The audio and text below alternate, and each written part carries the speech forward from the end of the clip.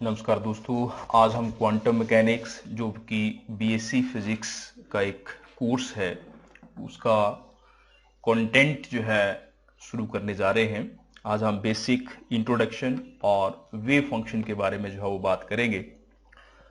तो जैसा हम ऑलरेडी डिस्कस कर चुके हैं कि जो क्वांटम मैकेनिक्स है it deals with the subatomic particles और very small particles, electron, protons, neutrons, photons, इस तरह के पार्टिकल्स के बारे में जो है वो बात करते हैं। सबसे पहली चीज, इस तरह के जो पार्टिकल्स हैं उनका जो बिहेवियर है it is counter intuitive. Counter intuitive का मतलब हुआ कि इनका जो बिहेवियर है वो कुछ इस तरह से होता है जो हम अपने डेली लाइफ में एक्सपीरियंस करते हैं, जो हम डायरेक्ट एक्सपीरियंस करते हैं उससे कुछ अलग होता है, उससे कुछ डिफरेंट होता है। That is counter intuitive. बिल्कुल सिंपल बात करें तो जैसा हम जानते हैं जे जे थॉमसन, एक साइंटिस्ट हुए जे जे थॉमसन। जे जे थॉमसन ने इलेक्ट्रॉन की इन्वेंशन की। इलेक्ट्रॉन जो है वो एक पार्टिकल होता है और इलेक्ट्रॉन पार्टिकल को इन्वेंट करने के लिए उनको जो है वो नोबेल प्राइज मिला। जे जे थॉमसन का ही बेटा हुआ J B Thomson. J B Thomson ने यंग्स डबल स्लिट एक्सपेरिमेंट से प्रूव किया कि इलेक्ट्रॉन जो है is not particle but it behave like a wave. इसका मतलब ये हुआ कि जो इलेक्ट्रॉन है वो इलेक्ट्रॉन एक पार्टिकल होते हुए भी एक वेव की तरह, लाइट की तरह जो है वो बिहेव करता है। और सिमिलर वैसे ही जो दूसरे पार्टिकल्स हैं जिसमें फोटॉन है, न्यूट्रॉन है, प्रोटॉन्स हैं और बहुत से सब एटॉमिक पार्टिकल्स हैं, और वो सारे के सारे जो हैं दे behave like a wave like behaviour जो है वो पोजेस करते हैं। तो इस बिहेवियर को एक्सप्लेन करने के लिए 1926 और 27 के आसपास मेन 3 साइंटिस्ट हुए। एक स्कॉडेंजर,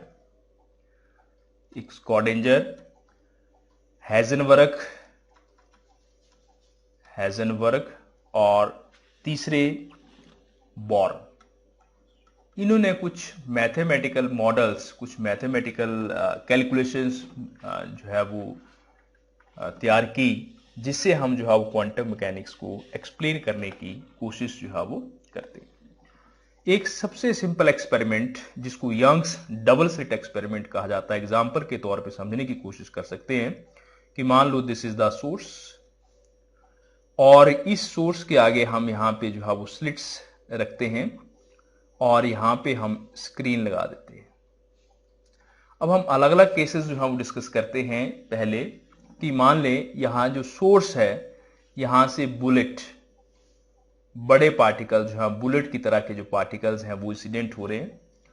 तो वो जो पार्टिकल्स बुलेट की तरह इंसिडेंट हो रहे हैं वो यहाँ से ऐसे जाएंगे या यहाँ से ऐसे जाएंगे, और इसकी प्रोबेबिलिटी की बात करें तो इस तरह से हम देख सकते हैं कि इनकी प्रोबेबिलिटी यहाँ जैसे जो है वो मैक्सिमम होगी और इसकी जो है वो यहाँ जैसे मैक्सिमम होगी। जो स्लिट S1 से जाएंगे या होल 1 से जाएंगे उनकी यहाँ पे, जो 2 के जाएंगे वो यहाँ पे।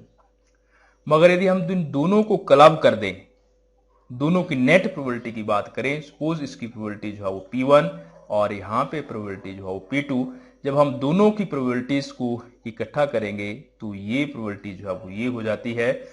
और यहाँ पे नेट प्रोबेबिलिटी निकाले according to the rules of probability, then probability of first hole plus probability of second hole, इस तरह से जो रिजल्ट है वो आते हैं। मगर जब हम यहाँ पे बुलेट को रिप्लेस करके, जो हम यहाँ से बुलेट इंसिडेंट कर रहे थे उसको रिप्लेस करके हम यहाँ पे इलेक्ट्रॉन कर दें, अब मैं सिर्फ स्क्रीन रिप्लेस कर रहा हूं कि यहाँ पे हम इलेक्ट्रॉन कर दें बुलेट की प्लेस पे, तो जो रिजल्ट्स आते हैं वो रिजल्ट्स बुलेट्स की तरह नहीं होते, जो पार्टिकल्स हैं उनकी तरह नहीं होते। ये जो रिजल्ट्स हैं वो स्पाइक्स की फॉर्म में आते हैं, इस तरह से। या इसी चीज को यदि हम इलेक्ट्रॉन की जगह कोई वेव ले लें तब भी रिजल्ट जो है वो इस तरह के आते हैं। और ये जो रिजल्ट्स हैं यहां पे यदि नेट प्रोबेबिलिटी निकाली जाए P12 तो ये P1 प्लस P2 के बराबर जो क्लासिकल फिजिक्स का रूल है उसके बराबर नहीं होती है। तो this is a basic difference कि जब हम एक पार्टिकल एक बुलेट लेके चलते हैं तो जो नेट प्रोबेबिलिटी है probability of first particle plus probability of second particle के बराबर होती है। मगर जब यहां पे हम बुलेट ना लेकर के when we take either as electron और वेव तो जो प्रोबेबिलिटी है वो इस तरह से आती है। इसका मतलब हुआ कि जो इलेक्ट्रॉन है they behave like a wave, electron जो वेव की तरह बिहेव करते हैं in spite of being a particle. और हम ये जानते हैं कि जो प्रोबेबिलिटी है probability generally it is directly proportional to the square of amplitude. तो जो एम्पलीट्यूड है यदि हम फाई मान लें कि वेव का एम्पलीट्यूड है तो इसके स्क्वायर के बराबर होती है। और यहां से क्योंकि ये फॉर्मूला जो है उसके बराबर नहीं होता तो ये जो प्रोबेबिलिटी है ये देखी गई it is equal to that is the phi 1 first की प्रोबेबिलिटी प्लस फाई 2 सेकेंड की प्रोबेबिलिटी का स्क्वायर होती है। This is the basic difference जो एक पार्टिकल और वेव नेचर की कैलकुलेशन में हमें जो है वो देखने के लिए मिलता है।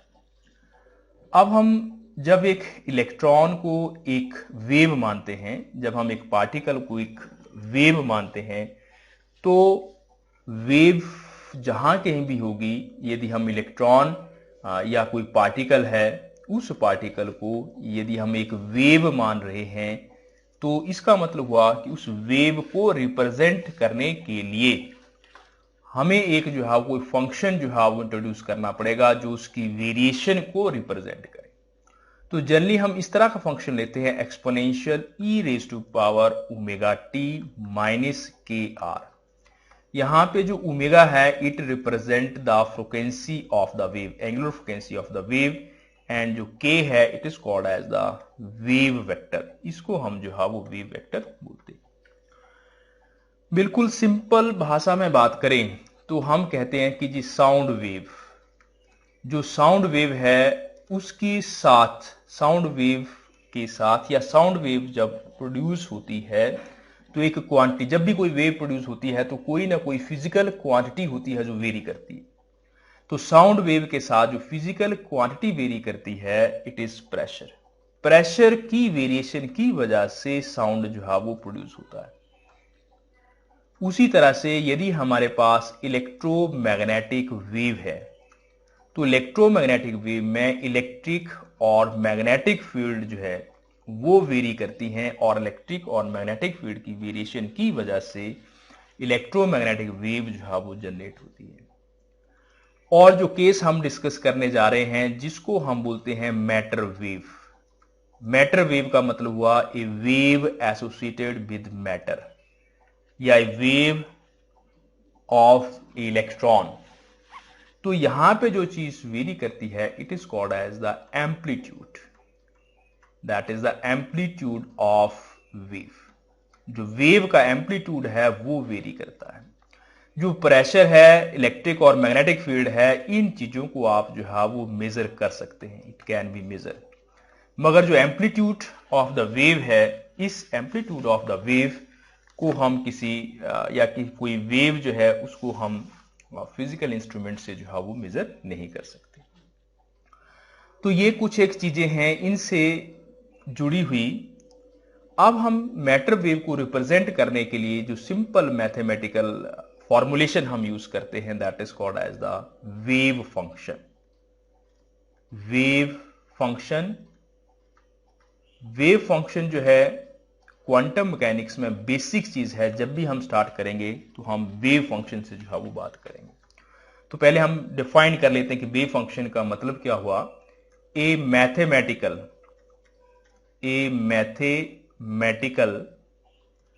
complex function, a mathematical complex function used to represent represent a mathematically complex function used to represent the variable quantity, used to represent the variable quantity। मैंने कहा यहां पे क्या होता है, it is amplitude of wave, variable quantity associated with, variable quantity associated with a matter wave, associated with a matter wave of a moving particle, of a moving particle is called as wave function। तो quantum mechanics में सबसे पहला जो topic है वो है जिसको समझना जरूरी है, that is the wave function. तो वेव फंक्शन बेसिकली एक मैथमेटिकल एक्सप्रेशन है, मैथमेटिकली फॉर्मूला है, मैथमेटिकली रिप्रेजेंटेशन है, जिसके द्वारा हम किसी वेरिएबल क्वांटिटी को, मैटर वेव की वेरिएबल क्वांटिटी को, मींस मैटर वेव की एम्पलीट्यूड को जो है वो रिप्रेजेंट करते हैं। अब इस वेव फंक्शन को हम थोड़ा सा इलेबोरेट करने की कोशिश करते हैं, क्योंकि क्वांटम मैकेनिक्स तभी समझ में आएगी जब आप कंप्लीटली जो है इस बात को समझ पाएंगे कि वेव फंक्शन क्या चीज है। जब हम क्लासिकल फिजिक्स में बात करते हैं तो हम एक कोऑर्डिनेट सिस्टम जो है वो यूज करते हैं। मान लीजिए यहां पे हमारे पास कोई पार्टिकल है और इस पार्टिकल का यहां से ओरिजिन से जो कोऑर्डिनेट है, पोजीशन वेक्टर है, suppose it is r and it is at time t, किसी टाइम के ऊपर हमने देखा तो टी है। तो क्लासिकल फिजिक्स में हम ये कहते हैं कि ये जो भी पार्टिकल है इसके जो कोऑर्डिनेट्स होंगे इट इज आर, और इसको हम एक्स वाई जेड से रिप्रेजेंट करते हैं। यहां से हम ये देख लेंगे कि एक्स एक्सिस पे कितना डिस्टेंस है, वाई एक्सिस पे कितना है, जेड पे क्या है और साथ में टाइम क्या है। It will give the position of the particle. अब हम इसी बात को क्वांटम मैकेनिक्स में डिस्कस करते हैं। क्वांटम मैकेनिक्स में क्योंकि जो पार्टिकल्स हैं जिनको हम डील करते हैं they are very small in size, तो उनकी एग्जैक्ट लोकेशन, एग्जैक्ट पोजीशन जो है हमें मालूम नहीं होती। तो हम यहां पे एक स्मॉल एलिमेंट्री वॉल्यूम ले लेते हैं। Suppose this is small elementary volume D tau, और हम ये कहते हैं कि ये जो वॉल्यूम है डी टॉ, इसके अंदर पार्टिकल है, मगर इस बॉक्स के अंदर पार्टिकल एग्जैक्टली कहां है वो हम नहीं बोल सकते। तो जो अनसर्टनिटी है, अनसर्टनिटी प्रिंसिपल आपने पढ़ा होगा, uncertainty of position of the particle inside this box, उसको रिप्रेजेंट करने के लिए हम एक त्रिशूल की शेप का ऐसे एक सिंबल इस्तेमाल करते हैं जिसको हम वेव फंक्शन कहते हैं, और यहां पे जनरली ब्रैकेट में आर और टी लिखते हैं।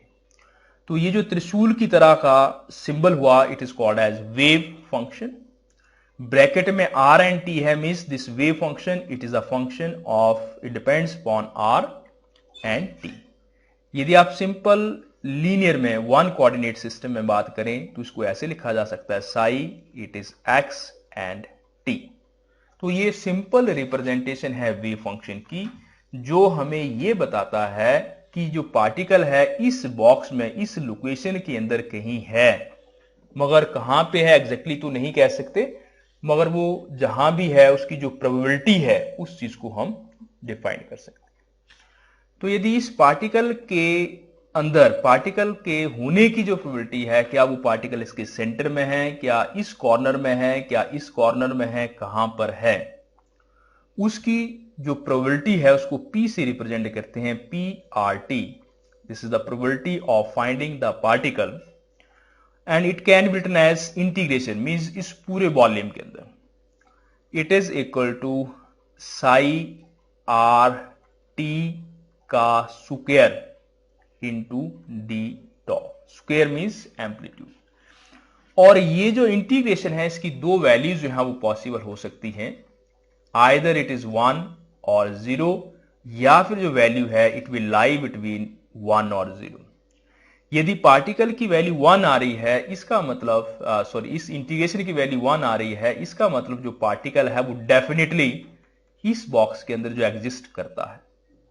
और यदि वो 0 आ रही है इसका मतलब पार्टिकल जो है इस बॉक्स के अंदर जो है वो एग्जिस्ट नहीं करता है। और उसकी वैल्यू जो है वो 0 और 1 के बीच में आ रही है, मींस कुछ प्रोबेबिलिटी है पार्टिकल के वहां पर एग्जिस्ट करने की। तो इसको हम इस तरीके से जो है वो एक्सप्रेस कर सकते हैं। अब हम इस बात को, इसका फिजिकल सिग्निफिकेंस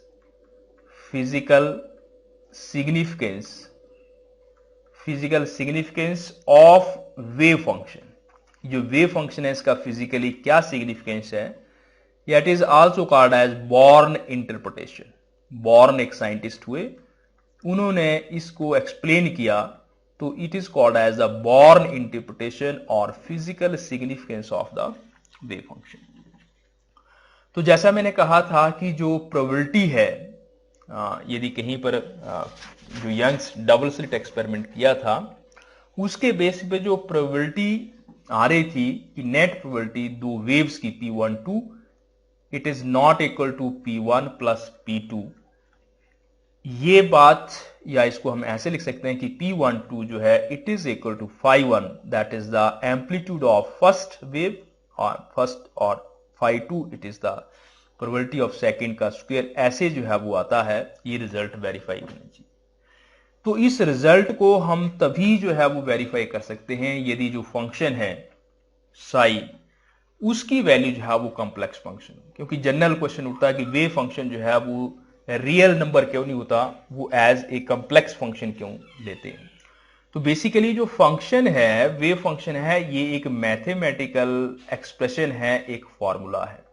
यदि हम इसको रियल नंबर लेंगे, मीन्स वो फिक्स होगा, फाइनाइट होगा, और इस कंडीशन को जो है वो वेरीफाई नहीं कर पाएगा। तो यदि हम उसको कॉम्प्लेक्स नंबर की फॉर्म में लेते हैं कि साई वेव फंक्शन जो है कुछ इस तरह से होगा a प्लस आयोटा बी, इसका यदि हम कॉम्प्लेक्स कॉन्जुगेट लेंगे तो ये हो जाएगा a माइनस आयोटा बी।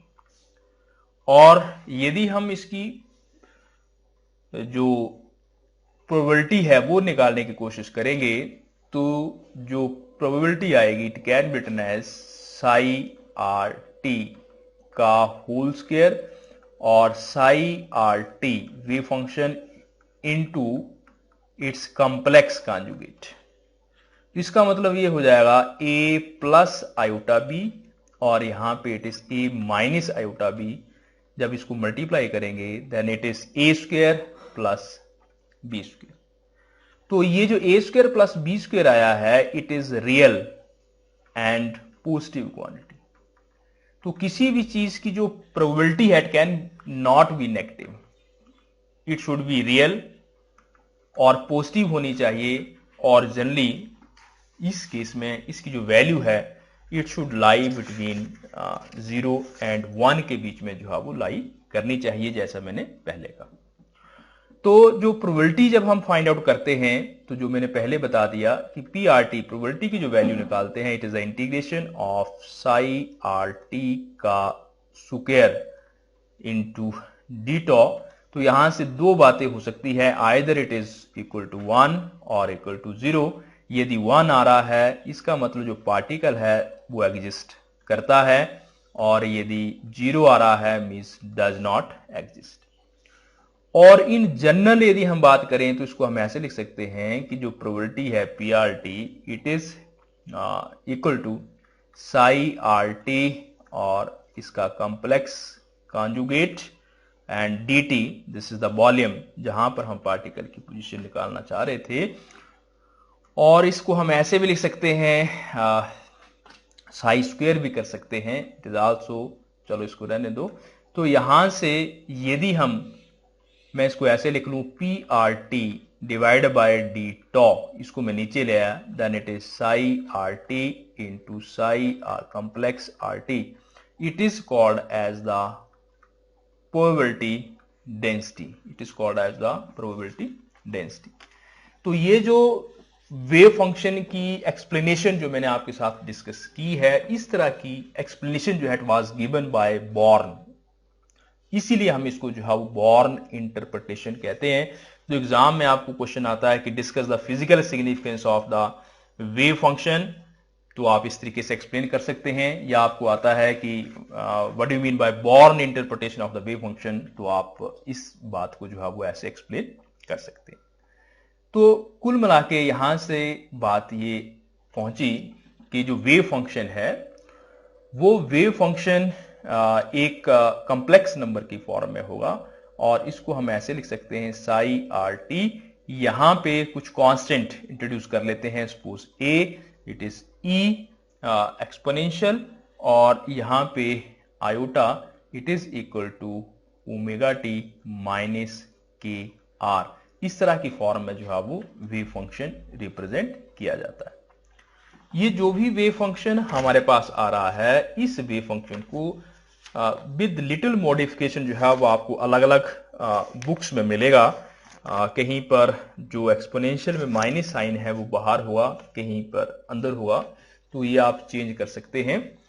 इसमें सिर्फ एक ही बात है कि यहाँ पे ये जो नेगेटिव साइन है और पॉजिटिव साइन, यदि इस नेगेटिव साइन को बाहर निकाल लें, इसका मतलब wave function is moving in the right side, left से राइट की तरफ, और यदि ऐसे पॉजिटिव है तो मीन्स लेफ्ट राइट से लेफ्ट की तरफ। मीन्स इसी चीज को मैं ऐसे लिख लूं, psi R T it is equal to, कुछ बुक्स में ऐसे मिलेगा, ए एक्सपोनेंशियल माइनस, माइनस बाहर कॉमन है, it is iota it is k r minus omega t. तो माइनस साइन बाहर है, इसका मतलब जो वेव है वो ऐसे यहां से इस तरफ को जा रही है, लेफ्ट से राइट को, और ऐसे है। इसका मतलब ये है कि वेव जो है यहां राइट से लेफ्ट की तरफ आ रही है। ये दिस इज द डिफरेंस। तो इसमें घबराना नहीं है कि माइनस या प्लस साइन है। नाउ ये जो वेव फंक्शन है इसके लिए कुछ कंडीशंस होती हैं। Conditions for physical acceptability of A wave function. किसी भी प्रॉब्लम के लिए, किसी भी पार्टिकल के बिहेवियर को जो आप डिस्कस कर रहे हैं, उसका जो वेव फंक्शन है जो आपने इंट्रोड्यूस किया है, उस वेव फंक्शन को मानने के लिए कुछ कंडीशंस हैं। कंडीशंस क्या है? At every point of space में हर एक पॉइंट में the wave function psi must be, जो वेव फंक्शन आप मान रहे हैं उसमें 3 कंडीशन जो है वो सेटिस्फाई होनी चाहिए। फर्स्ट कंडीशन, जो वेव फंक्शन है Sai must be single valued function. पहली चीज है कि ऐसा फंक्शन हो जिसकी वैल्यू हर एक पॉइंट के ऊपर जो है वो एक ही वैल्यू, सिंगल वैल्यूड फंक्शन। यदि वैल्यू जो है वो ज्यादा होंगी, इसका मतलब एक पॉइंट पर उसकी प्रोबेबिलिटी होने की संभावना जो है वो ज्यादा है, तो वो हो नहीं सकता। तो no multiple probability at a point, एक पॉइंट पर किसी पार्टिकल के होने की संभावना, प्रोबेबिलिटी एक से ज्यादा नहीं हो सकती। इसलिए वेव फंक्शन साई की वैल्यू स्पेस के हर एक पॉइंट पर एक यूनिक होनी चाहिए। दूसरी चीज, फाइनाइट वैल्यूड फंक्शन। जो आप फंक्शन ले रहे हैं उसकी वैल्यू जो है वो फाइनाइट होनी चाहिए। फाइनाइट का मतलब हुआ वो जो पार्टिकल जिसको आप उस वेव फंक्शन के द्वारा रिप्रेजेंट कर रहे हैं, वो पार्टिकल उस पॉइंट के अराउंड लोकलाइज्ड है, वही है दाएं बाएं। यदि उसकी वैल्यू इनफाइनाइट होगी तो वो पार्टिकल कहां पे है एग्जैक्टली हम नहीं कह सकते। तीसरी कंडीशन, जो वेव फंक्शन साई है और इसका जो डेरिवेटिव है साई अपॉन एक्स, या करली साई अपॉन करली वाई, या करली साई अपॉन करली जेड, ये इट शुड बी कंटिन्यूस। तो वेव फंक्शन और उसके डेरिवेटिव का कंटिन्यूस होने का मतलब होता है कि जो वेव फंक्शन है उसकी जो वैल्यू है वो नो इनफाइनाइट वैल्यू, उसकी कोई इनफाइनाइट वैल्यू जो है वो नहीं होगी। और दूसरी बात ये समझ में आती है कि ये जो वेव फंक्शन है इट वेनिसेस ओनली एट इन्फिनिटी, कि वेव फंक्शन जो है वो खत्म कहां हुआ? सिर्फ इन्फिनिटी के ऊपर जो है वो खत्म हुआ। तो ये 3 इंपॉर्टेंट कंडीशंस हैं किसी भी वेव फंक्शन को फिजिकली एक्सेप्ट करने के लिए।